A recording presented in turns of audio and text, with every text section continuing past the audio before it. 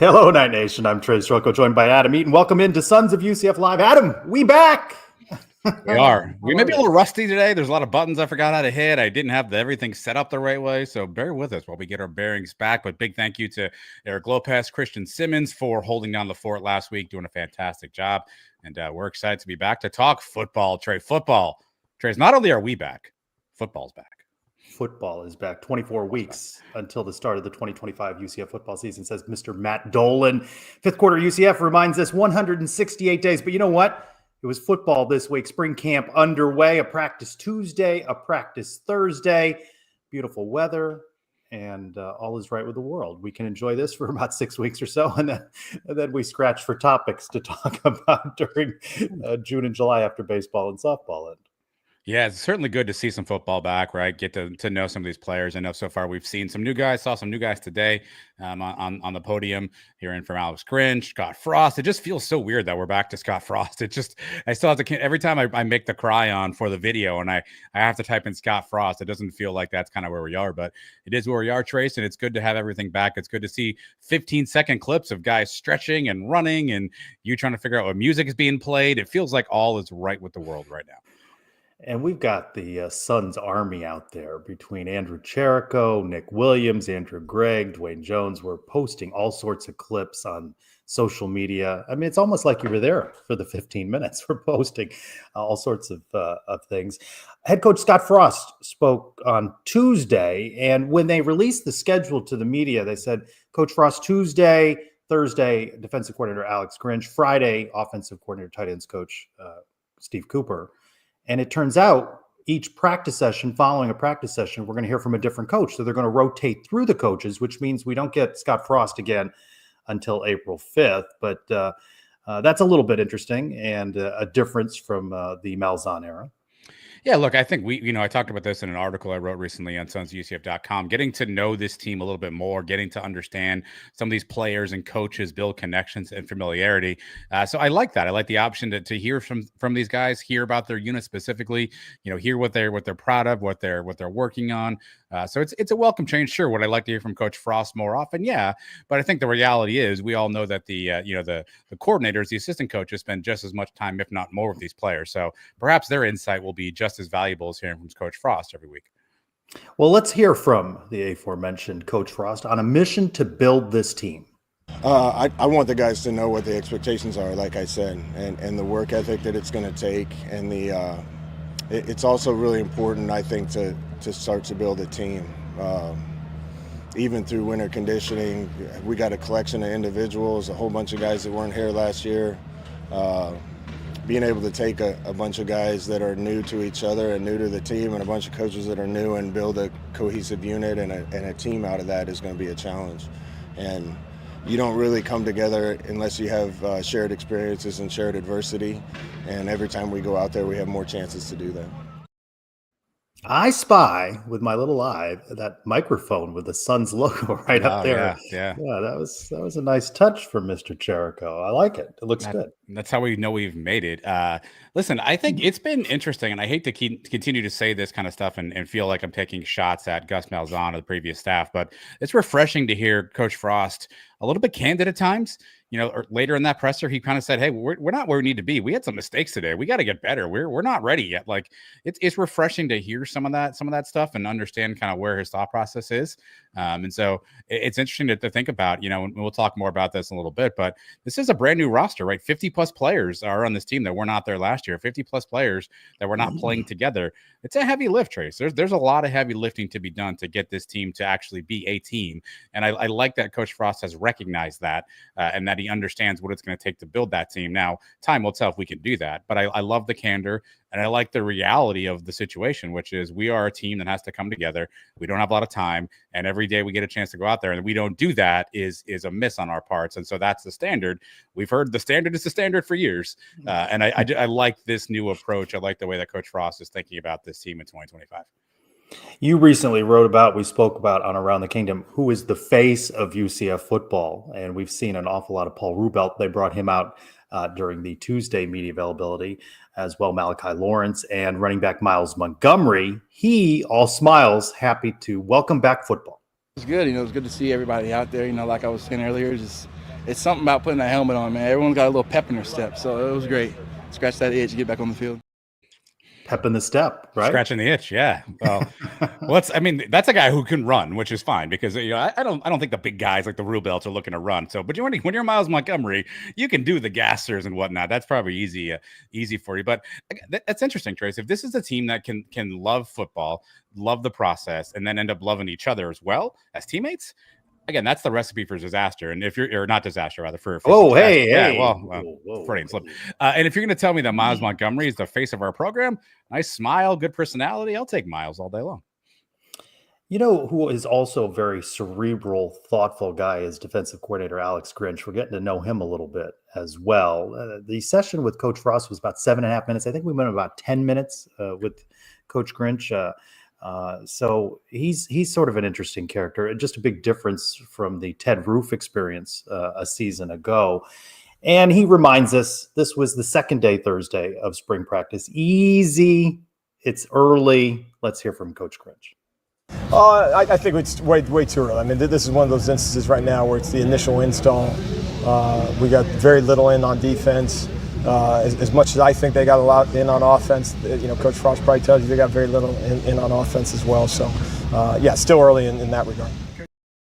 Yeah, it's early. Hey, they're going to wear pads on Friday. We'll get the reaction from offensive coordinator Steve Cooper and see what that is like. It'll be a little bit different when they're wearing pads.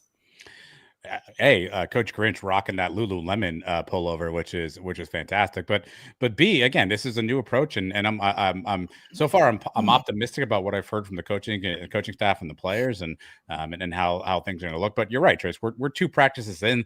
I think you and Elo, I'll have a clip later on about arguing about what you get out of the spring, and one could argue you may learn very little, but again, I think it's important for the team right now, more so than anything, just to get together and start playing, start knowing, the system that they're going to end and knowing their players and their teammates. I think that's an important part of what this camp's about.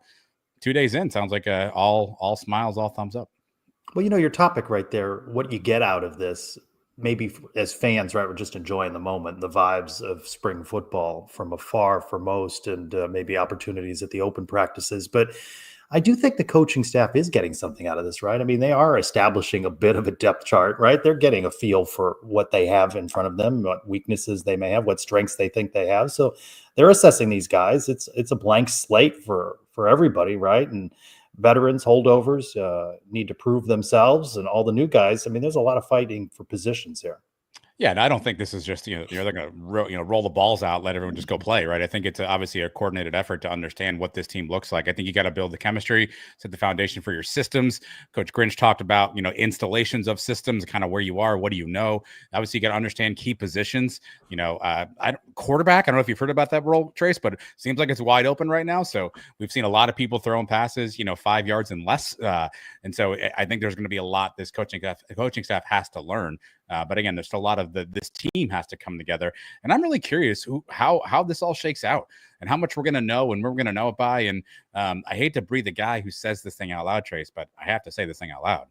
There's another portal coming up.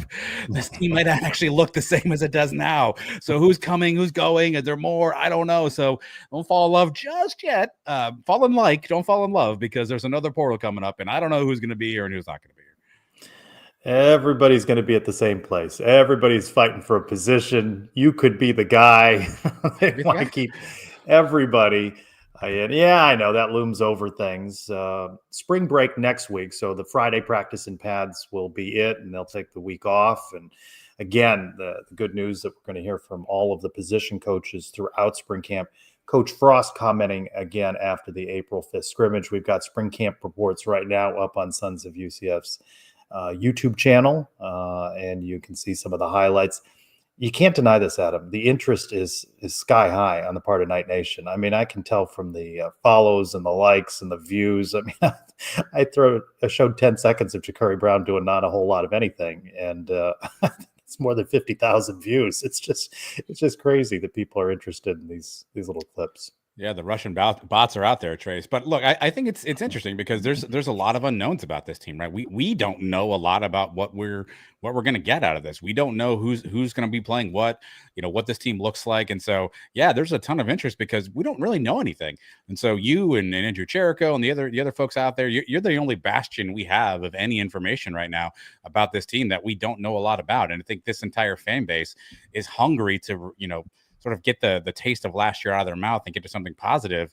And so far, vibes seem good, and the coverage has been great. So for us to get to break down, Cam Fancher's throw to the sideline and Ja'Carri Brown's handoff, and the way Dylan Risk, lets a spiral out of his hands. It's fun, and it's also informative because again, we don't know a heck of a lot about this team, and so we're gonna all learn together. And grateful for folks like you and Jericho and the others who are out there giving us an opportunity to just kind of see what our nights look like in brand new Citronaut blue non-contact jerseys, by the way. Yeah, a lot of interest as well in our next guest, the returning former assistant coach Paul Lounsbury. You just show a little clip of him on social media, and people just light up. They want people say they want to hear from Coach Lounsbury. Coach, welcome in. Good to see you. Trace, Adam, how are you guys? We are well, Coach. We're doing well. Me too. Doing well. How about the vibes out there? Let's talk about that. I mean, the weather's been nice, right? A little rain earlier in the week, but it's been clear and beautiful out there. Earlier start time, it feels like, right, for these practices. It's darker out there. That media availability, the access point is 9 a.m., but I've heard from Sports Information, players are rolling out there well before that, and Coach Frost was out on the field, 8:30 or so. I usually get there around 8:15, so yeah, it's they're getting out there earlier, but I've really been impressed so far with the positive atmosphere around the whole spring practice. The coaches have been very I really like the way the coaches are working with the players, and the players are very excited about the change that has come, and there's a long way to go, but I think they're on the right path, and they got better today than they were Tuesday. So if they can get better every day, we got a chance. Did you feel like me when I saw Scott Frost? I saw Mackenzie Milton. I just shook my head for a second. I go, "What year am I in here? What's going on?" I still haven't gotten used to seeing them back on the field. I love it. Coach Frost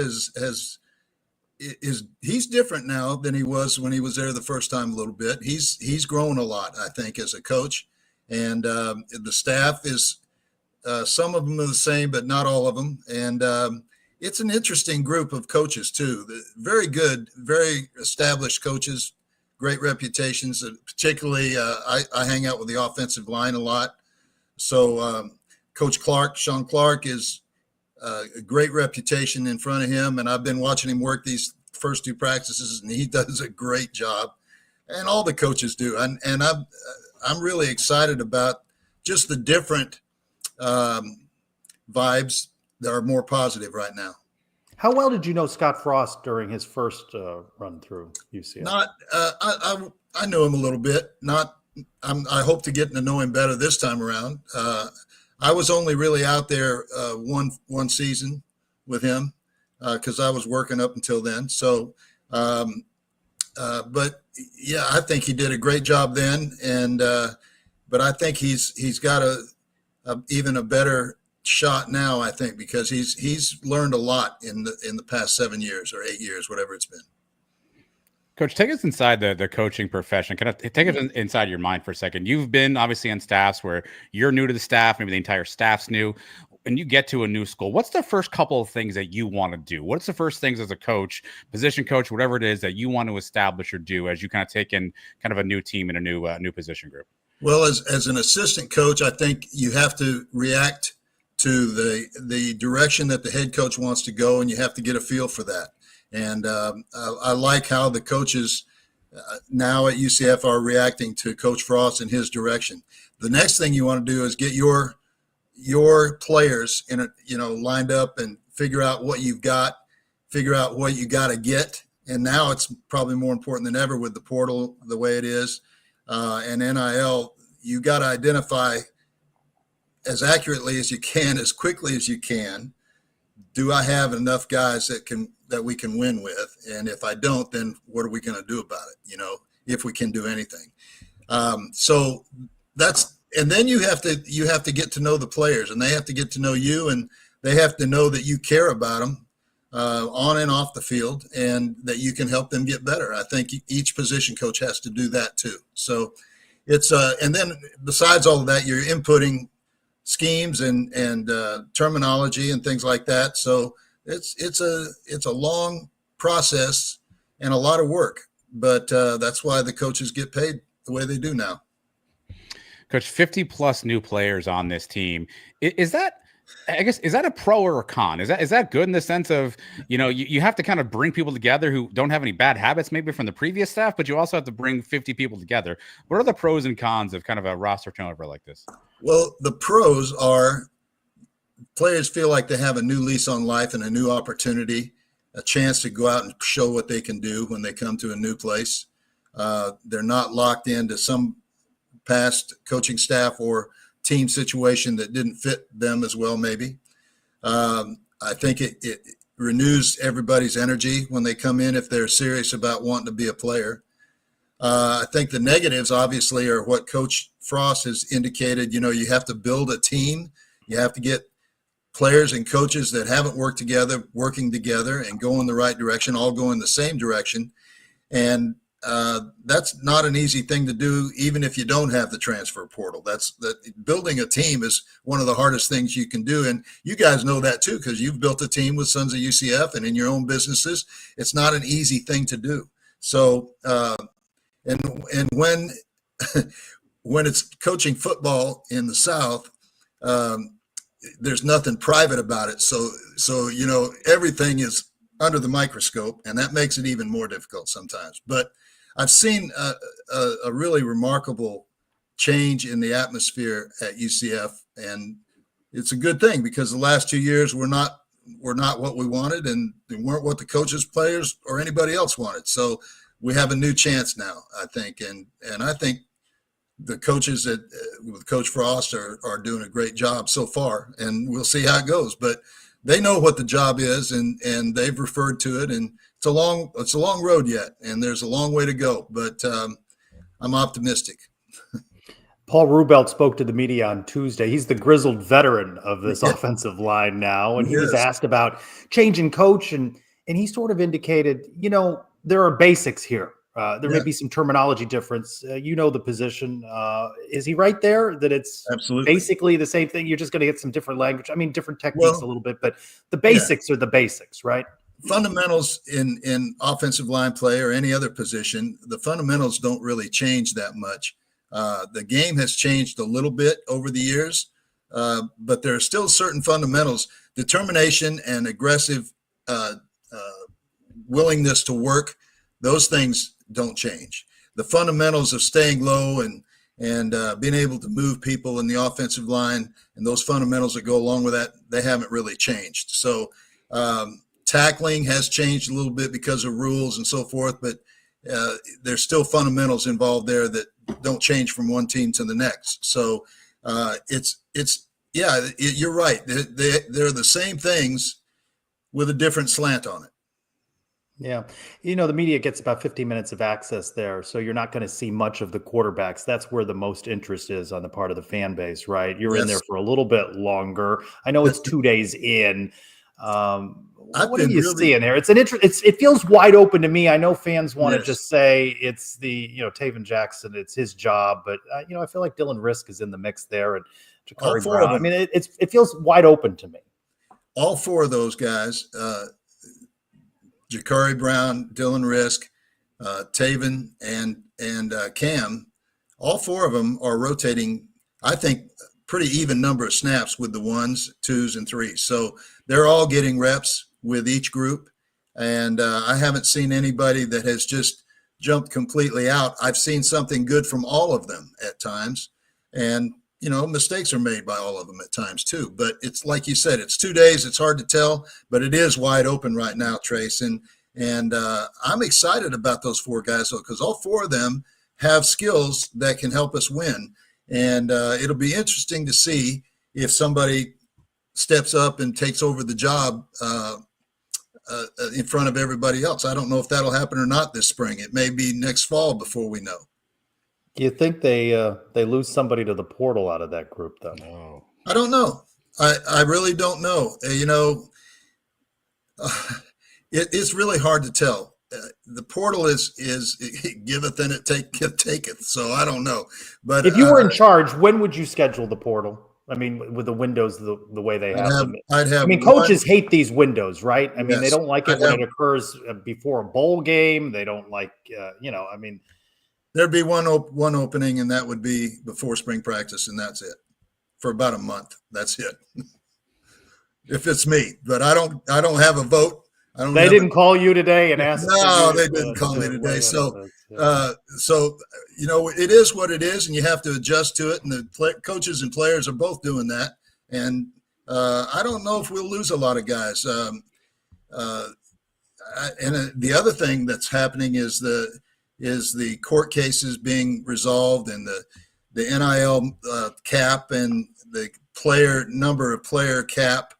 And so it's hard to know exactly what's going to happen yet. And there'll be a bunch of lawsuits. I think I mentioned this to you before. The next 4 or 5 years, I think there's going to be a bunch of lawsuits that may change the face of this college football again and again. Coach, we talked about it earlier. Mackenzie Milton, the coach. How do you project him as a coach? Obviously, a ton of time here at UCF, some time with Josh Heupel at Tennessee. How do you project KZ as a coach? He coaches within his personality. His personality is very competitive, but kind of laid back. You unless you know Mackenzie pretty well, you don't realize how intense he is. But I think the players know that, and I think he's awesome. He's not a yeller. He's coaching them all the time on everything, and I love it. I think the players especially the quarterbacks, are responding to that. We've also heard a lot this offseason about the new strength and conditioning program. Obviously, Zach Duval back at UCF. Again, from our untrained eye, I can't tell any difference. But do you see a difference in the way these guys look physically, their speed, anything from the strength and conditioning program? I don't know about their speed yet. I see a lot of speed out there, but I haven't seen the numbers on that or anything like that. But I think they're lifting heavier weights. I've been in the weight room several times watching them work out. Those guys are lifting heavier now. I think that's going to be a much more physical player that goes out on the field. I love what Coach Duval is doing. I think he's doing a fantastic job. And in talking with the players, they've noticed a big difference too, and they appreciate it as well. There's a natural evolution, right, that UCF now has on its coaching staff. Some guys that played at UCF. Absolutely. A healthy mix. It's interesting to see that as time has passed. Yeah, well, Travis Fisher played when I was coaching there. And, of course, Sean Beckton played when I started there. He was a freshman.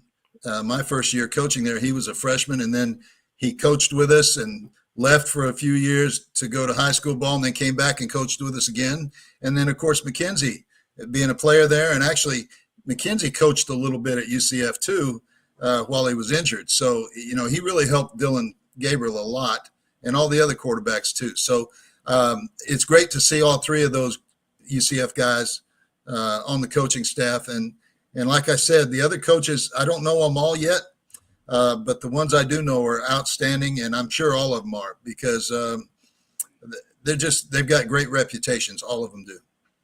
Earlier, we ran a clip from defensive coordinator Alex Grinch saying, calm down, it's 2 days, but the pads go on Friday. What changes? Well, they put on shoulder pads Friday. They won't be in full gear, but they'll have uppers on. The contact will be much more intense, and there'll be more one-on-one with the line play. And you get a much better idea. You can go full speed when you got shoulder pads on. You just won't be tackling to the ground or anything like that. So you can get a lot better look at timing on everything and contact, and how everybody responds to full bore contact. So I'm really looking forward to tomorrow's practice. I think it's going to be an eye opener for a lot of people, and some of the players are going to find out that it's an eye opener for them too. Coach, you've been around UCF a long time. You've seen it from the very beginning. You've seen a lot of different things. Have you ever had practice in an active construction zone before?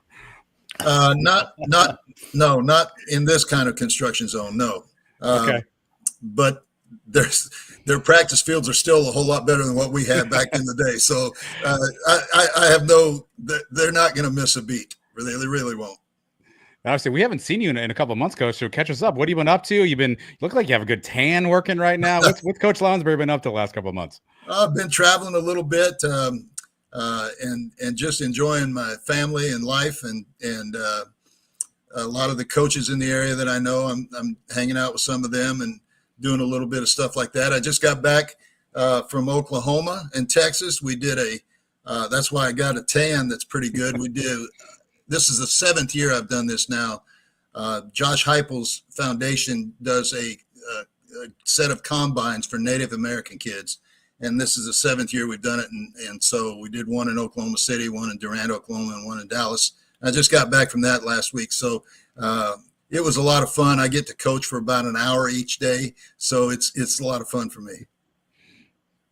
He's hands-on, Coach Heupel, during this? He's not out there. His father is the one that runs it. It's not legal for him to be there, but his dad can be there. And what they do, basically, they have a bunch of junior college and small college coaches there, and they observe the combine, and we run the combine, and then all that information on how fast they run and how high they jump and how strong they are, and video from drills and things goes out to just about every junior college and small college in the country. And they've done a great job. They've had about 70% success in placing kids. So it's pretty good stuff. Good stuff from you, Coach Lounsbury. We're glad to have you back on Sons of UCF Live. See you out of practice Friday morning, bright and early. I'll be there. I'll look for you. All right. Thank you, Thank Coach. you, guys. I appreciate what you guys do, too. Thanks, Coach. Thank you, Coach. Adam, you mentioned construction. So maybe, what do you think about Sons of UCF hard helmets for the logo? Okay. I know a guy. You know a guy. I know a guy. Is that because Aaron passes, Aaron kicks, or is that just because it's construction? No. Because in years past, Trace, I saw some of those videos of the kicks. Yeah, UCF, by the way, did not like when I showed footballs going wide left and wide right and hitting cars. Got a little talking to. Can we not show that? Surprising.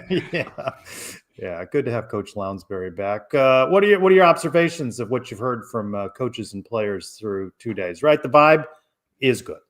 Like the vibe, like the positivity, like that everyone's kind of pushing in the same direction. I like the fact that it seems as though whatever stench was waffling over last year's team is kind of wafting away now, and a new odor is replacing it, and everyone seems to be happy and pleased and pulling in the same direction. And I think it's good. I know it sounds weird just to say I'm cool with the vibes, but cool with the vibes. Like, I think everyone's, bought into this, and, it sounds like everyone's on board, and there's been a lot of positivity. So, it's 2 practices in. I'm sure there's things that you and I don't know yet, but I look forward to having the opportunity to learn what those are. But I definitely like the smiles and the happiness and the excitement versus maybe the doom and gloom of what else could have been. Sons Army back out there Friday. Complete coverage. Follow us on all of our social media channels. All right, men's basketball until the wee hours, right? They go overtime. It's funny, right? 2 of the most exciting games of the year were the nights against Kansas. And of course, there was that 50-point loss very early on in conference play. Let's get a recap from Andrew Cherico. Hello, everyone. My name is Andrew Cherico, and welcome back to your Sons of UCF Men's Basketball Minute. After UCF concluded their conference season, the Knights went on the road to Kansas City to take on the Big 12 Championship Tournament, where they first matched up against Utah in the first round, where they took care of business, beating the Utes 87-72 behind a strong scoring pair of Keyshawn Hall and Darius Johnson. The Knights then went on to face Kansas in the second round of the tournament, the same Kansas team that blew them out by 51 points early in the season and had a close victory later in the season. The Knights were looking for an upset late into the second half until guard Darius Johnson fouled out, but guard Jordan Ivy Curry came down the court and hit a big-time 3 to send the game into overtime.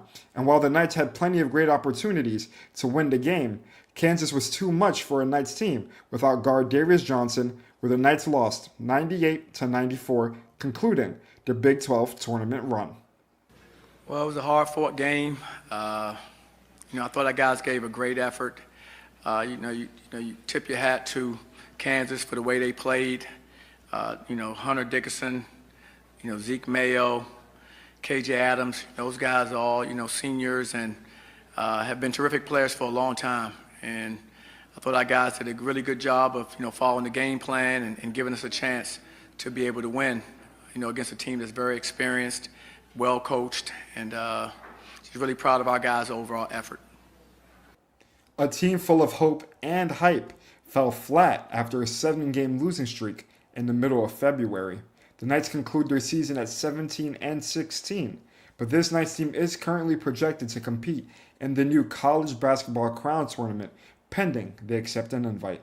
With all the uncertainties of the future of this men's basketball team, be sure to stay tuned as I'm Andrew Cherico with your Sons of UCF Men's Basketball Minute. What is happening? He's bought into the hype there. He rolled in, now he's rolling out. We got a spin here. We got back in parking. I mean, the audience seems to really enjoy it. I know that. What's going on there? Let's bring in our basketball analyst all season long. He is Ben Hazel. Sans bow tie. No bow tie. Ben, you can't say the Knights didn't fight to the very end in this one against Kansas. No, they put up a valiant effort for sure. I mean, the same issues we've had throughout the season showed themselves against Kansas, giving up a lot of points in the paint, not really rebounding very well. So, it was kind of, we had hope, we had a chance, we still could have won that game, but, fell a little short, which was, not too shocking, but, they definitely did a great job of fighting back and giving us some hope and giving us a chance. But hey, on to the next one. All right, get the crystal ball out. Darius doesn't foul out. When he does, can they win, or you still think fate is going to indicate that they don't? I mean, they had a chance. Like when he went out, they still had a chance, right? So of course, if you think he's still in the game, you would have that much more of a chance. So I can't necessarily say it's like all on that. It's all a culmination of kind of the small things that we see throughout the game, some of those easier buckets, some of those bad turnovers that just kind of pop up at untimely turnovers, because we didn't turn the ball over a ton. But it's just kind of, those are the small things that separate, winning teams and losing teams. I mean, that's just how small it gets. Ben, over this 2-game run, the reemergence of Jordan Ivy Curry obviously was out there. He brought a spark to this team. I feel like we were missing for a long time in these last couple of games. How important do you think his injuries and him not being able to play a little bit down the stretch, how much do you think that impacted this team now that you look at what he accomplished here in the Big 12 tournament? I mean, he played. He did play, sure. So I don't necessarily look at it like, hey, if we had a fully healthy Jordan Ivy Curry, our season would have been completely different. Because it was definitely helpful watching him score and chime in that way. But, the offensive lapses, some of those rebounds where he's just kind of helpless, kind of getting pushed around in there, so it's a give and take like it is pretty much with everybody on the team at this point. Take us in the locker room after the Kansas game. What does Coach Dawkins say to the team? That's a tough one. Because I was thinking about that, right? Because you don't have the same rapport that you have with some of your other teams. And I'm sure you're probably looking like most of you guys won't even be here next year anyway. But Coach Dawkins, being the class act that he is, I mean, I'm sure he'll tip his hat to the seniors, thank them for their hard work and just how hard they fought this season. Things came up a little bit short, but guys did battle. They did overcome some adversity. It wasn't the overall product that you wanted, but you did see some growth in guys. And when you spend that much time with guys, no matter what, you still have a soft spot for them. We saw growth and maturity and development all season long from Mustafa. He comes up just short there at the end, and Knights might have gotten out of there with a victory. What do you most like about what you've seen over the course of the season from him? I love this fight. Right, like you watched that Kansas game, you remember when we lost by 50, Hunter Dickinson hung a good 40 ball on him. And it was like, I know he had some nightmares about that one, but you could tell he responded, right? Like he was like, I'm up and I'm ready for the challenge. Like you talk about a fifth year, a guy that's been in college, been killing guys all over. And I'm not saying he didn't have a productive game himself, but you could tell Mustafa was up for the challenge, started knocking down shots, really active on the glass, letting dudes know about it, right? Like, and that was what I was probably most impressed with him. because what you tend to see with freshmen, you see that fatigue. You see their mental kind of get weary, especially when somebody's thrown into the fire like a Mustafa. We're not necessarily getting the wins, right? So you could see all the things that would lead to him kind of going into a shell and stepping backwards. But, credit to a Coach Dawkins, credit to a Coach Mamadou on that staff for keeping him engaged and continuing to improve. When we look back on this season, that 7-game losing streak, you're not going to be able to look around that. Yeah, no, there's no way. And, for me, I look at that as just that's a player pride, type of thing. Because we're not getting blown out in all these games. Like you're in the mix. These are teams you've beaten, teams that you're familiar with. But when you're playing at such a high level, the margins are small, no matter if you are the number one team versus the last team. I mean, you look at Iowa State playing at BYU, things look completely different, right? Like, so the margins are really small. We thought we had a little bit more of some veteran leadership to allow us to be a little more consistent. But, it just kind of happens. It's a tough conference. That's all I can say about it, really. Ben, you've been around Coach Dawkins for a long time. It looked like towards the end of the year, he looked a little tired at times, right? He just looked like, maybe not the same Coach Dawkins. Does he still have that fire? Do you think? Like, how do you think he processes this last season?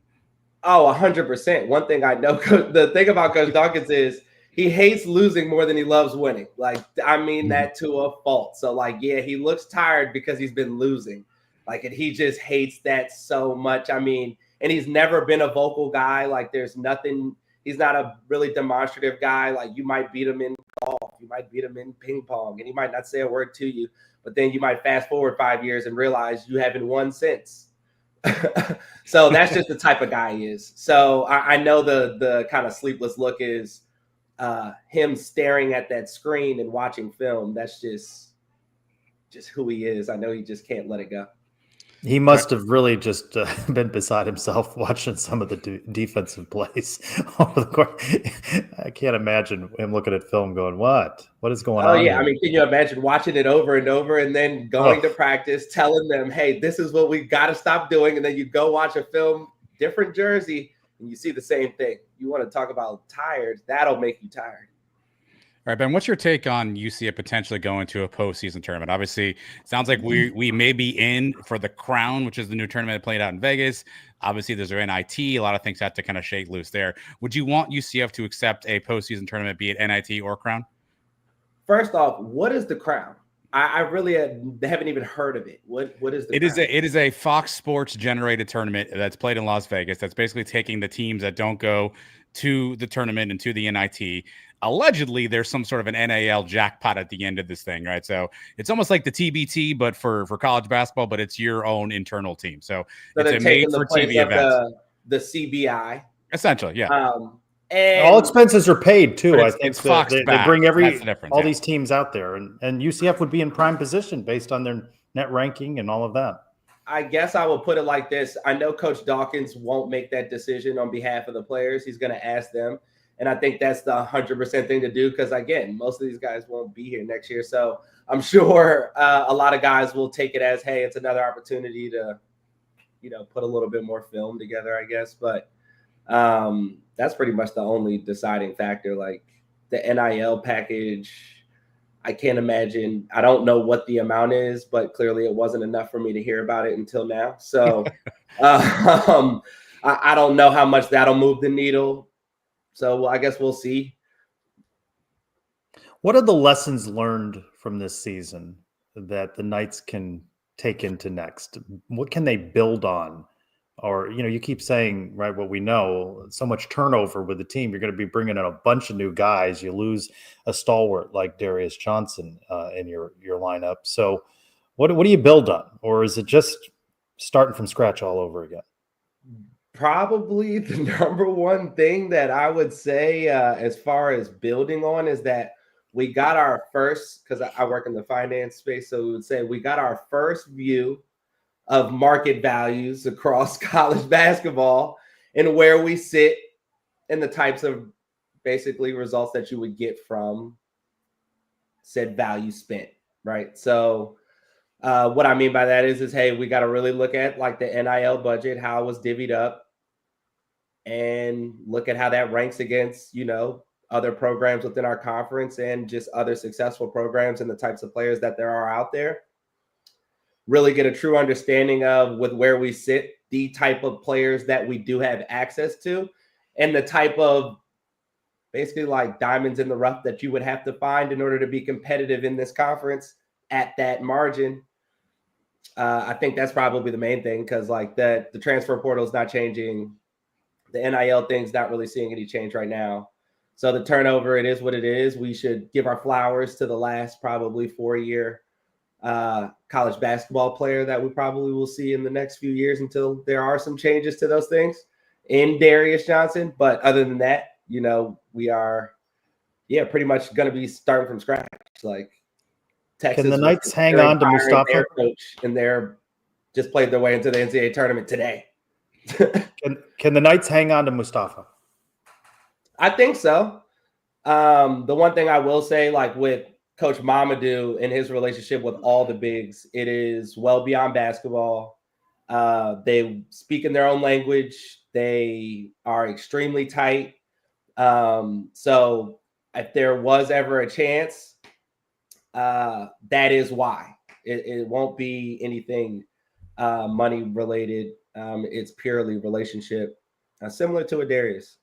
So that's what gives us the chance, and the growth he saw this past year. I think that'll give us the biggest chance. But in order to kind of increase our chances, we probably do need to be a little bit more competitive with some of the calls he's getting. Most important question from the tournament, Ben. What did you think of the court? A lot of controversy in the court with the Roman numeral 12s in it. Can I get your recap of the court, please?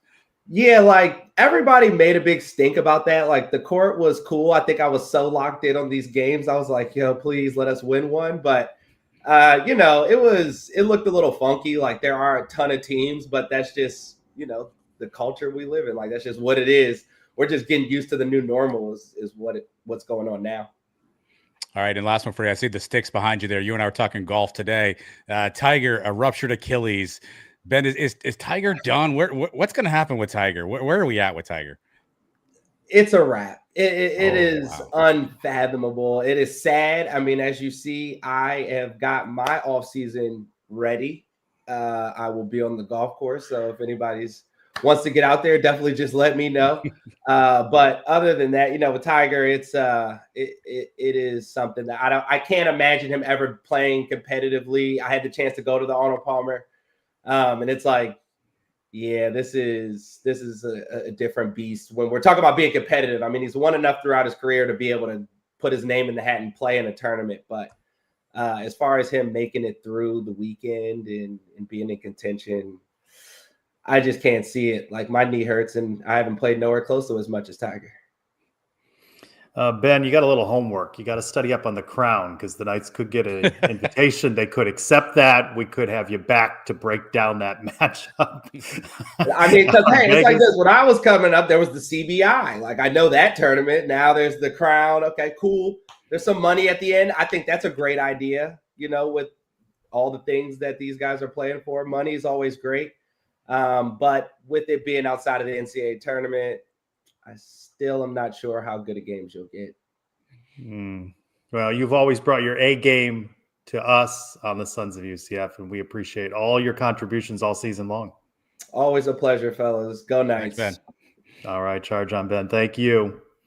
Adam, is this why is it called the Crown? Do you know? Is it sponsored I have no by idea. Crown I know Royal it's or a something? Fox Sports thing. I think it's just, I don't know, like what you get the crown at the end. I suppose that's kind of the thought process. I don't think Crown Royal. This has nothing to do with Crown Royal. Can alcohol sponsor college games? I don't know. Is that a thing? Well, why does any of the rules matter? Anything matter? Point.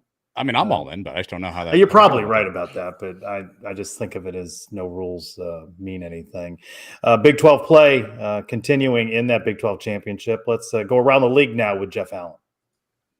Quarterfinal action is taking place at the Big 12 men's basketball tournament in Kansas City. Earlier today, 4th-seeded BYU topped the 5th-seed Iowa State 96-92. Top-seeded Houston put an end to 16-seed Colorado's surprising run with a 77-68 victory.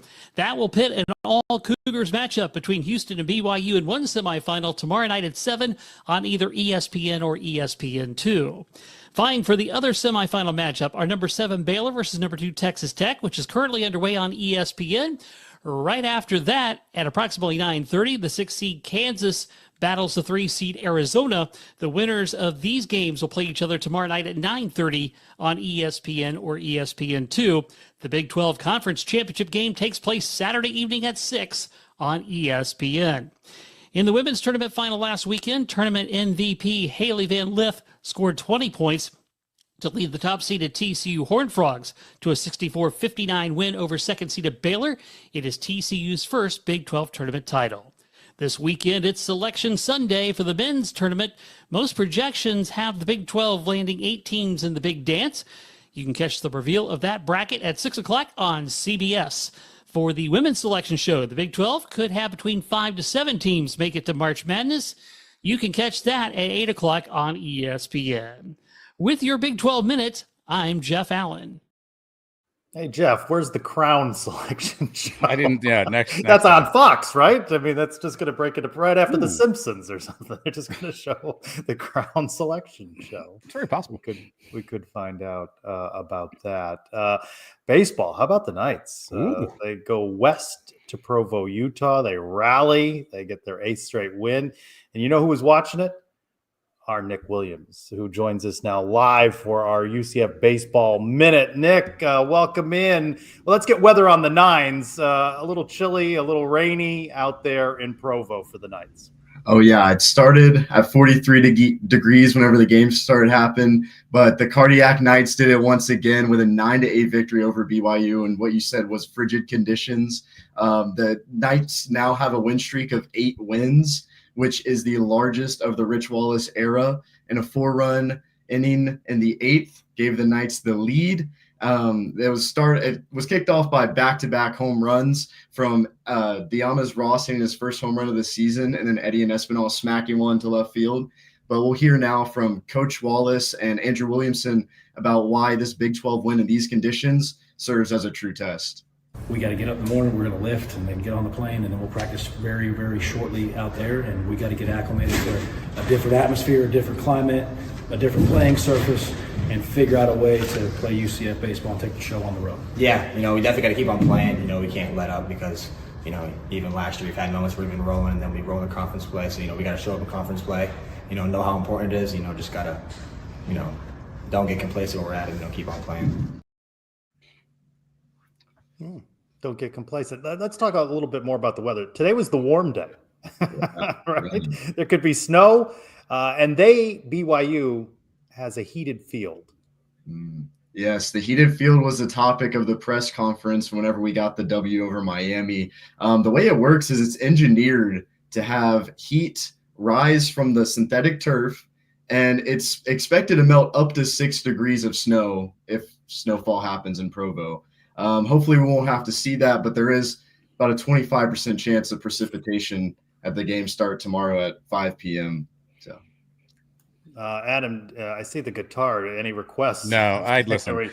Nick did more than enough last time. The fact that he just pulled off a whole meteorology report live on the show when that's not what he's here to do, it's impressive. And I don't want to bother the kid. It's impressive enough that he was able to give us weather on the 5s. And Nick was out there bright and early this morning for UCF football. Be back out there on Friday morning. Nick Williams, we appreciate you.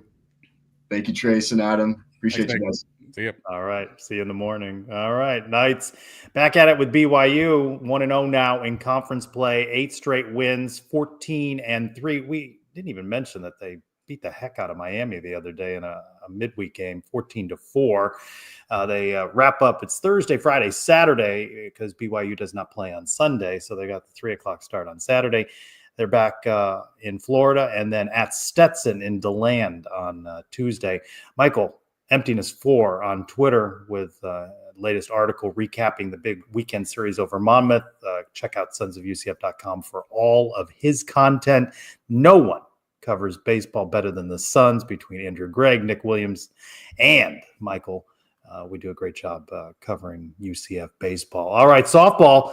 Hey, they got 2 out of 3. We talked a great deal about that with Eric Lopez out at number 4, Arizona. That was a pretty impressive series, Adam. The Knights ranked top 25 now in various polls, and they have their Big 12 home opener this weekend. Arizona State comes to the softball complex. Pretty exciting between baseball and softball and the start of spring football. We've got a good spring going on so far. Yeah, look, I've said this before. I'm not somebody who frequents the bat and ball sports as often, but for me, it's fun to watch these teams. Like the game is on. There's always exciting. There's always kind of some dramatics, and with the midweek baseball game, once you're up 10 runs and you're beating Miami and Florida, you can't turn that off, right? You got to watch that. No. So it has been entertaining to watch both these teams, particularly because, again, similar to some of the things we said about football and basketball, some new faces on this team. With softball, a very young roster, as Eric Lopez has told us. So to kind of see them gel together and come together quickly, get some big wins out in Arizona, obviously what UCF baseball has done, it's definitely helped. I think these vibes help the football vibes just a little bit too, right? Everything's kind of in a positive direction. I think everyone's excited about some stuff. So I think these vibes all pull together. But no, it's been fun to see baseball and softball and what they've pulled off so far. Friday at 6, Saturday at 2, Sunday 11 a.m. out at the softball complex. Arizona State comes to town. All right, Christian filling in last week, so there was no who said it, but we bring it back. Who said it, Bailey or Christian, on this week's Pegasus podcast, and with a very good read is you. Here we go. This week, quote, "I think bullying fans is important." I think bullying. That's Christian. Well, let's find out if you're 1-1 on the year. Is that right? I don't know. I'm not keeping track. You're 1-1 on the year, and here we go. You say Christian Simmons, and the correct answer is. And I don't know. I love broadcast decisions like that. I think bullying fans is important, and I thought that was a super interesting choice. Yeah, that was ding, obvious ding, ding. as well. Ding, ding, ding. 2-1 for Ray Strelka. It was obvious. Again, there's the more cerebral one, and then there's the hot takes artist there. So you can which one's the cerebral? Well, you can decide at home. Okay. You can catch the Pegasus podcast, the video up now on Sons of UCF's YouTube channel. All right, some news and notes. I'm Jordan Ivy Curry, and let's go around the kingdom.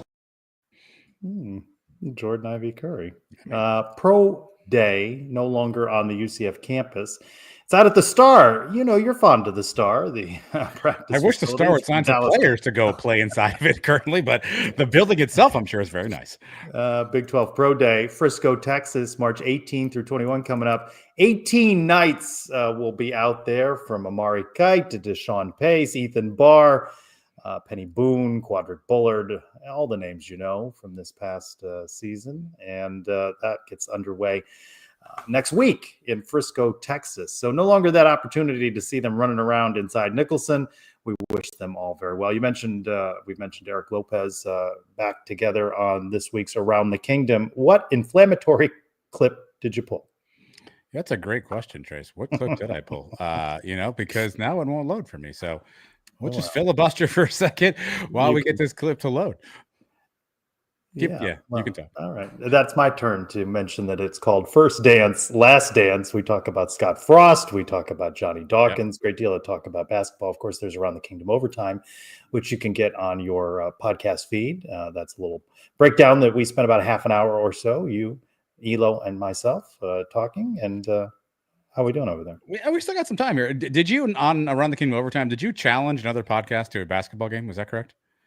Did I challenge? I don't remember. That's like dandelion spores. I don't remember. As soon as we do these things, I forget. No, I said that you would be. Oh, I did, right? Who did I challenge? Did I challenge? I think you challenged. Oh, the Banneret people. There we go. Welcome back. Welcome back. Yeah. Okay. Yeah, well, luckily the clip is better now, so we don't have to discuss any of that. I don't think we're going to learn a lot. I know you're going to dig in there with your investigative journalism and get to the bottom of who's in the depth chart, but the reality is we're not going to learn anything. We're not going to learn anything. They're not going to tell us anything. I do think you'll meet some players.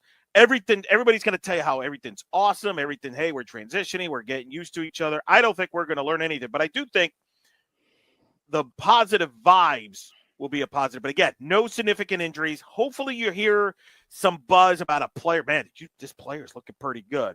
Will that happen? We'll see. Do you agree with Eric Lopez, Adam? Yeah, look, I don't think we're going to learn state secrets during this next 4-week stretch here. But hopefully we'll start to understand more what this team looks like. So I don't expect a depth chart on my desk in the next 3 weeks, but I hope at least something gets us to a position where we now know what we have. We build upon that either with the portal or we figure out how to maximize that. But I hope we have something. I understand Eric's point and others' points, which is just this is glorified, playing catch and frisbee. But I do think for the coaches, this is a vital part in time. But no, I don't expect Scott Frost to hand deliver me a depth chart by the end of April. I do not share his pessimism. I think this gives us a little bit of football and a quiet time of the year, and I'm all for it because we're going to have to talk something in June and July. So enjoy football whenever you have it. So Around the Kingdom, now on Suns YouTube. What could be for the final time, let's turn over to the mailbag. So it's a mailbag. So what? So what? Do you know whose mailbag that is? It's that time again. Time to open the Brian W. Peterson Sons of UCF mailbag. Yeah, archive that. Here's the deal. Yeah. I'm not begging for questions. So if we don't get questions, we're not doing the segment. Wow. Why are you yelling at me? I didn't do it. I feel like I'm being yelled at here. Brian's all fired up. You can't kill the segment. We can. Well, poor Brian. I mean, that guy hasn't slept, I think, in months. Yeah, he hasn't had a haircut. I don't know if you saw the picture recently. I did see that picture. Yeah, I mean, he has the hair was out of place, which is very on Brian Peterson like. So something must be going on with our guy there. So hopefully he's okay.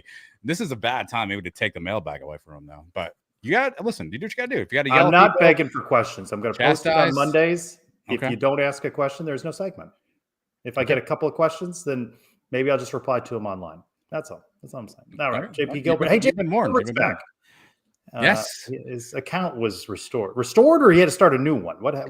I think he just started over. I think the old account was just commandeered by whomever commandeered it initially, and I think JP's just back to square one, but with a new account. New vengeance, new lease on life, whatever you want to call it. He says, no question, just commenting in favor of killing the Brian W. Peterson Sounds about right. mailbag, because I threatened it. That's his question. Here's a sensitive topic I'll direct to you at Marty Hellwig. Question for the show, what happened to UCF Mike? I thought there was a triumphant return of the artist formerly known as UCF Mike. What happened there? You don't have to. No, listen, it's not my. Did he quit, or did you guys retire him? What does retire him sound? That sounds a little extreme, Marty. It is not my place to share other people's news or announcements or updates. I can tell you that I know Mike has other things he's working on, other interests, other passions. And sometimes you just. I don't think it's in the portal. I think sometimes he's not going to end up on another show, is he? I don't think so. No. I recently told somebody he'll be like the Ted Danson of the Suns UCF. Just a special guest star. Every now and again, he just pops up on a show. And then, a special guest star, Ted Danson, which is UCF Mike. And then he's going to do his thing. So Mike's good. He's fine. He's doing his thing. He's probably asleep right now because he's an old man these days. But, maybe the time will come back around. But no retirement as far as I know. No firing as far as I know. But I will let UCF Mike announce whatever UCF Mike wants to announce. I kind of thought he'd be back during spring camp, right? He got all excited about Scott Frost. No, but he doesn't care about this nonsense. People run around underwear. I can't see. Like this is not UCF Mike's lane. He's had some very pointed comments about the crown, the postseason basketball tournament. He does not. No. If you see Mike again, August is my guess. August, unless for some reason something catastrophic happens, Mike's August, and even then, not the first two games. Jacksonville State, we're not going to see him for that. North Carolina may be the triumphant return of UCF Mike in some capacity. He's seasonal at the JC Morning. As spring practice ramps up, what do you think will be the biggest surprise? Now, if you subscribe to Elo's thought, we're not going to learn anything, but let's say we learn something. What will we learn that surprises us? I think this quarterback depth chart related. I think this quarterback, whoever we think may have the leg up or the shoulder ahead, or I don't know how you say that, but the arm forward, whatever this is, I think it's going to be the quarterback spot. I mean, Coach Lounsbury told us earlier, everyone seems to be getting equal opportunity in the rep side. I put an article up recently on sonsofUCF.com, kind of looking at pros and cons, and there are pros and cons for all of them, right? So I think it is indeed a wide open race, but I think at the end of this, whomever the whispers or the thoughts are about who's QB1 and who's QB2, I think that will be potentially surprising, because I think we all have the opportunity to be wrong about this, because I think it may be everyone we think it is, and it may be the person we think it's going to be least. That's Spursy night. Do you think Frost goes back to UCF fast, or will we see a more balanced style of offense? I think he even indicated, right, during a presser that may not work in today's version of college football. Got to slow things down a little bit. Can't leave the defense hanging out there all the time. Yeah, I think he'll figure out where he has the advantage, right? If he knows he has advantage from a speed perspective, and he can leverage that in a game, I think he'll do that. And so I think he'll play the advantages, whatever that advantage happens to be. I think it's also going to be makeup of the team, right? What does this roster look like in year one? Does he have fast guys? Is the O-line in a certain state where they need to do things differently? So I think personnel will dictate a lot of that. I don't think he's going to mandate UCF fast, but I think if it's what fits that he needs to do at that moment in time, I think that's what UCF will do. At Starscape, or will we see blue Knights jerseys before gold ones? Boy, they're throwing them out there on the quarterbacks during practice, aren't they? They do pop. I'll give them that. They do pop out on the field. They do. Those also look like, yeah, look, I love my school and all, but those also look like just got a sack of jerseys from Dick's Sporting Goods, right? There's not a lot of creativity to the jersey, not a UCF logo near to be found on those. So perhaps they stole those off the truck in the back of the Academy Sports parking lot. But look, here's the thing. I don't think you can see a blue Knights jersey because the blue is citronine. So I don't know. Have you seen with the Knights on it? Maybe we have.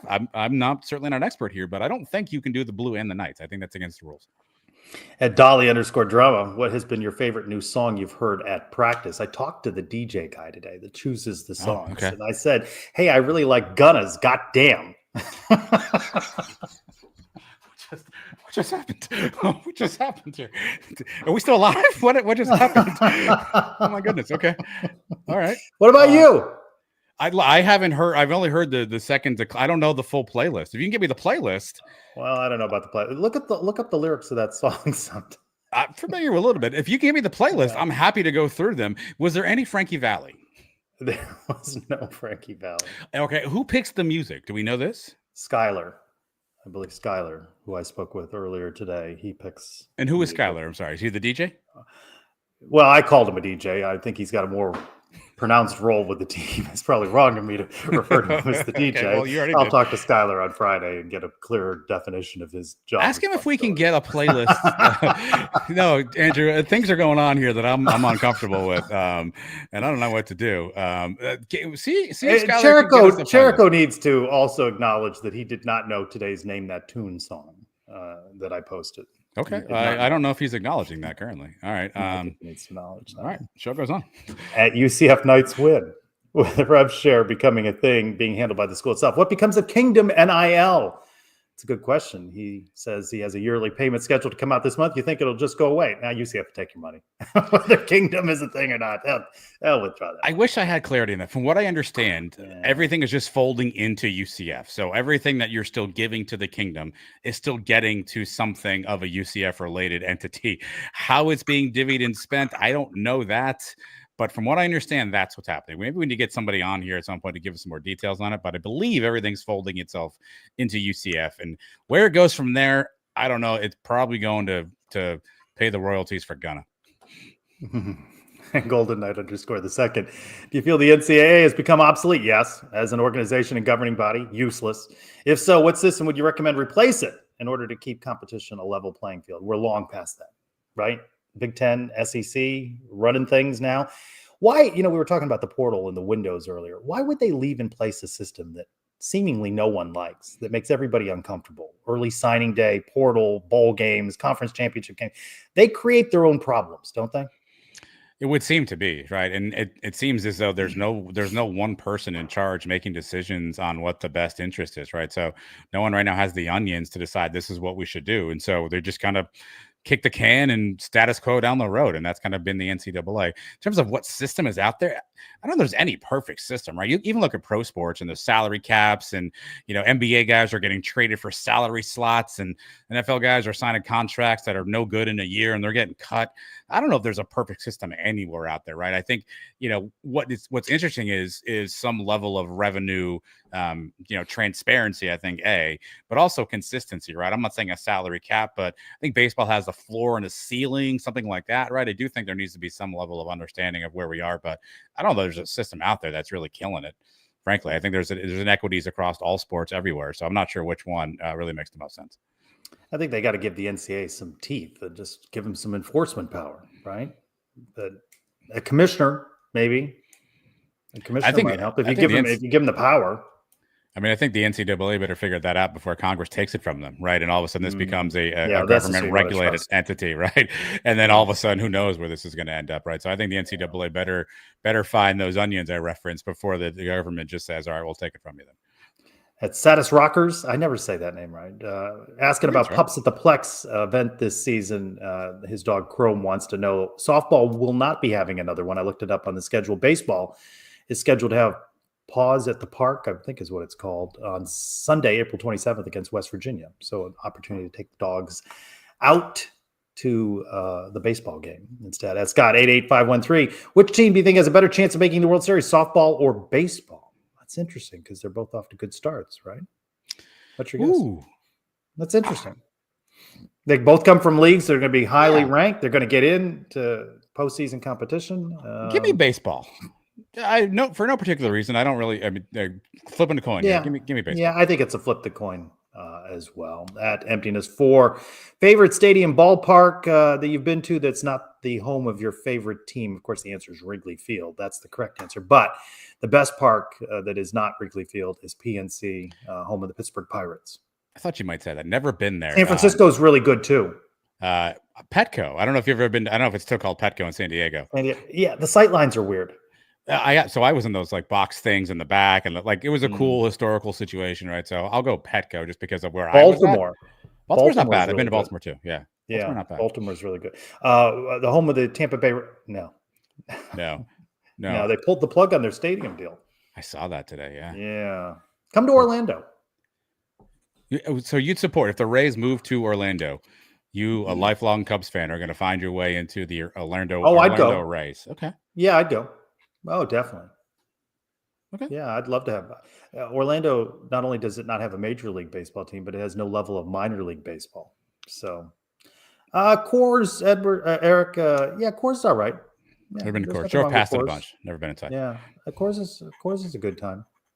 Yeah, I agree with you on that. At Lonely Bee, UCF, are the new Southwest policies on baggage? They really changed things up this week. The worst thing to happen to aviation. I had to research this one since Ayala's death. Oh no! I thought you were going to do that. It's Aaliyah.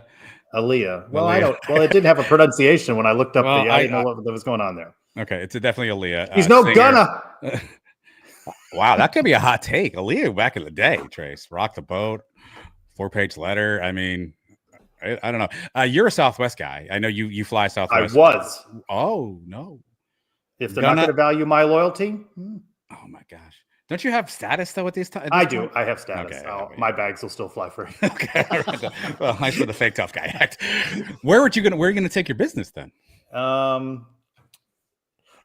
will say, I'm not to plug any particular airline, but I've never had a bad experience on Delta. I have. No, yeah, I haven't. So, I think they're all equally crappy. Like I won't say that I pay $200 more just to fly Southwest over another airline. I still will price shop, but Southwest dented itself a little bit. If they're not going to, you're not going to have a guaranteed seat. And I'm A boarding, and I usually get row 1 or 2 on the aisle, and I'm good. So I'm not fighting all over the plane to get a seat and all that. An important correction here: it's also no free changes. Oh well, what does that mean? No free? No. Oh, that's we're not going to have that. I have 2 booked Southwest flights coming up. We'll need to talk about some upcoming PTO. No, I got some stuff too. We gotta work this out. All right. So be sure when the mailbag opens on Monday, send in your questions. No questions, no Brian W. Peterson. Wow. That's simple. Jeez. All right, let's wrap this thing up with what's in the box. I don't have an intern to protect me Our from good friends at Alumni Hall here questions. Have brought us the what's in the box. You can find them at 4100 North University Boulevard. You can also find them at alumnihall.com. I got 3 left here, Trace. Oh, boy. Eeny, meeny, miny, mo. I love a good rummage. We're going to go here. All right, I don't like it already. Let's see what we got here. All right. What is your go-to breath mint? Go-to? of course. I don't use breath mints because here we go. Again. It's some sort of gum that I got It's that's my breath mint. It's a gum, but I don't care for those Altoids. I don't care for that. It's too strong. I am an Altoid Yeah. fanatic. You will always No. find an Altoid somewhere near me. I don't know the brand name of the gum, but it's some brand name gum. I just Okay. don't know. Well, I so we've bought learned it here at, you like. Are you a No. I just like this gum as a breath mint. I'm not really a no. Why did you not get really defensive gum all of guy. a sudden? I wasn't. Are you a bubble popper? Like, are you? Do you blow the bubble? Nah. Icebreaker kind of guy, Andrew. Okay. You know that may be that's a brand, right? Yeah, that I may believe be so. the gum I have. I think it comes in like a tin. That's like not like a regular like plastic, it's like a little plastic little thing. Yeah, I think I've got that. I'll have to correct the record once I look up the brand name. So a lot of people. So everyone's more gum than mint, huh? No one's doing certs anymore. Tic Tacs. Those aren't a thing. Certs? We don't do certs anymore. I don't know. What is a cert? It's a breath mint. Yeah. Where there's a which flavor do you get of the Altoids? We're wintergreen here, Trace. I'm a wintergreen guy. Do you ever try that cinnamon? I don't like the cinnamon. No, I do not like the cinnamon. I started doing this in college. UCF Mike, if he's still in the chat, maybe remember this. I started this in college, and I usually do like 3 or 4 at a time. Wow. Yeah, I can do it right now if you need me to. Eric Everett. Well, I didn't want to say anything, but I'm not sure. All right. Well, I mean, it's what's neat. Here's the thing about the Altoid, though, if you're familiar, right? So I have a tough time. Here's what the Altoid looks like, obviously, for those who aren't familiar. And so I'll often, like, if I'm at a work meeting or something, I feel like it's rude if I'm pulling out my Altoid. So I'll be like, hey, I should have said that differently. If I have a tin of Altoids to give to people, I'll often say, hey, does anybody want an Altoid? And they say yes. But then they're just like, all in my Altoids with their hands. And I don't want to give the Altoid to them. So I don't really know how to get the Altoid out as best as possible. What's the main competitor to Altoid in that space? That's a great question. It's not certs. It's not certs. It could be certs. I don't know. Tic Tacs? You think Scott Frost has got some Altoids in his mouth when he's on the field? No. I don't think so. Arizona's beating KU. Nick wants to hear about the players. I was at the players today. Fantastic time at the golf tournament. I love a good golf tournament. I know not everyone loves golf. It's not for everybody. But anytime you get a chance to see people who are great at what they do that thing, take that opportunity. That's why people watch us. To watch Rory McIlroy and Scotty Scheffler just bomb, a golf ball to stripe it down the middle of the fairway. Anytime you can see greatness, you go watch greatness. And it was a good time as had by all. Golf is one of the only sports, though, Trace, where you leave and you're tired. If I'm watching a basketball game, I'm just sitting there watching basketball. Golf, you got to follow these guys around. You walk. I thought you didn't do that. I thought you parked out somewhere. I park. I mean, look, I park and I move. Like if I'm at 17 for a while, then I'll get up and go someplace else. And, so you got to move around a little bit. You can't be sedentary the entire time. Sedentary. Strong word choice on a late Thursday night. I don't think Zins are mints, from what I understand. A Zin to be. What is that? Zin's not for you, Trace. Okay. Stop at Gunna. You don't need to go to Zin. All right, stop at Gunna. You've done enough for tonight. You don't have Alaya down straight, so figure that out first. Damn. Before you get to Zin, okay? I messed that up. Yeah. I think Scott Frost may be a Zin fan. What is it? It is a tobacco-ish product, but it's not like chewing tobacco. Yeah, it can be flavored. It comes in a little package, right? So you're not just like straight raw putting tobacco in your mouth. It's got a little package situation. Yeah. No. Okay. No, that will not be purchased. Altoids are good. Do you recycle those tins? I keep them for some of them. Yeah. Hmm. Yeah, actually, so I have an iPad, and I have the Altoid tin that helps me keep the iPad upright whenever I want to write on it. It's a high-tech operation. Or I just all my money goes to Suns UCF. Or I just bring this with me, and then I have the Altoid and I have the iPad apparatus. How many different flavors are there? I just know of the cinnamon, to be honest with you. I know of at least 2. I think it's the wintergreen and the cinnamon. There may be a peppermint as well. Curiously strong. I'd like to know more about the market share of the mints. I'd like to know more about that. Well, so while we have time, and no one's listening anyway. Whilst this is usually where we say goodbye and you let the show roll. Whilst I was at the players today, I had a Powerade.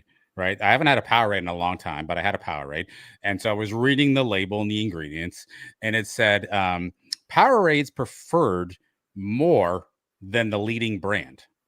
And I said to myself, are they admitting they're not the leading brand then?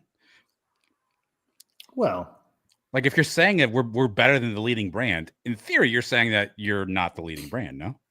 That's correct. And shouldn't you just say we're better than Gatorade? Shouldn't he just come out and say it? What are you hiding? Which you might eat. No, he might, Robert. It's a good call. Why is Robert allowed in the show on the screen? Why do we get these snide remarks? I mean, Nick's ready to keep talking. Bring Nick back in. You two can talk golf. We'll evolve into golf talk. That's a good what's in the box one. What are the best slogans? We try harder. we try harder. Nobody rents us, but we try. I remember when Dixie used to be getting better all the time. Getting better. Channel 2 here in Orlando used to be all the news, all over, always. Which, of course, wasn't true. So the joke was it was some of the news, some of the places, some of the time. The beef people. Dolly knows. Yeah. What would be, maybe we should do a little contest giveaway. What would be a good slogan for the Suns?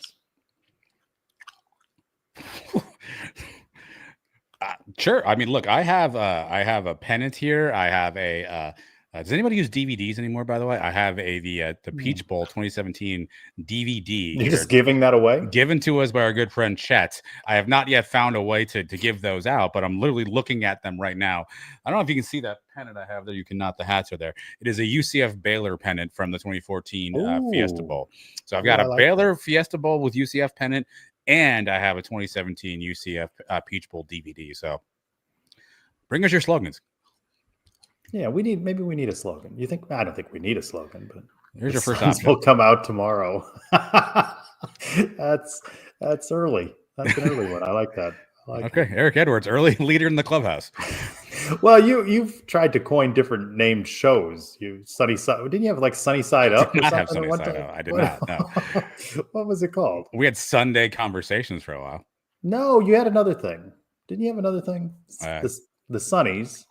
Right? The Sunnies are the other awards we give out, yeah. Preseason Sunnies, postseason Sunnies. You didn't have a Sunny Side Up? I've never had a Sunny Side Up. I don't know. I'm just going to let everyone marinate on this one from Andrew Cherico. I'm not going to read it out. My dad said for my grandpa's already picked up on said.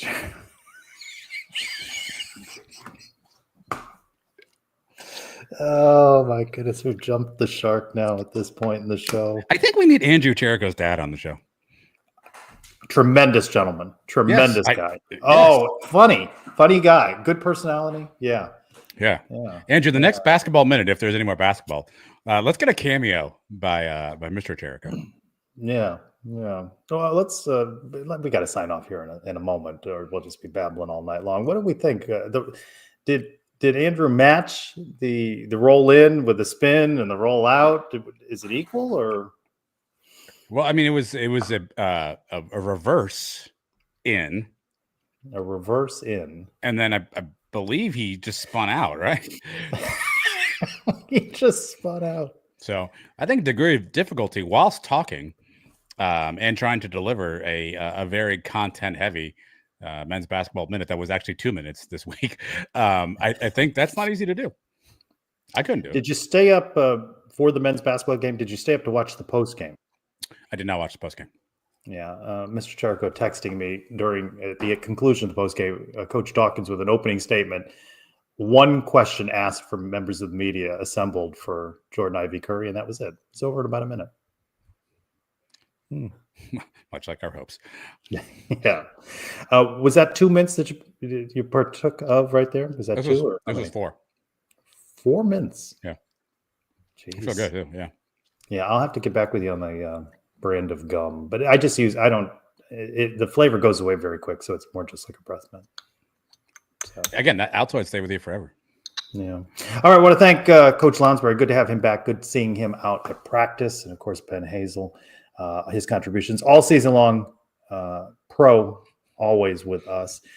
Nick Williams for joining us. Andrew Cherico for rolling around and spinning around and doing wheelies and all of that. How about wheelies, Andrew? I'd like to see some wheelies. Oh my God, insurance claims. Follow the Suns for all of your spring camp coverage. For Adam Eaton, I'm Trey Strelko. Go Knights! Charge on. Hi, I'm Dylan King, and I'm watching Sons of UCF. I think he got thrown out at home today, but Knights came back and rallied, so that was good. He did. He said I'm watching Sons UCF, but the show's over.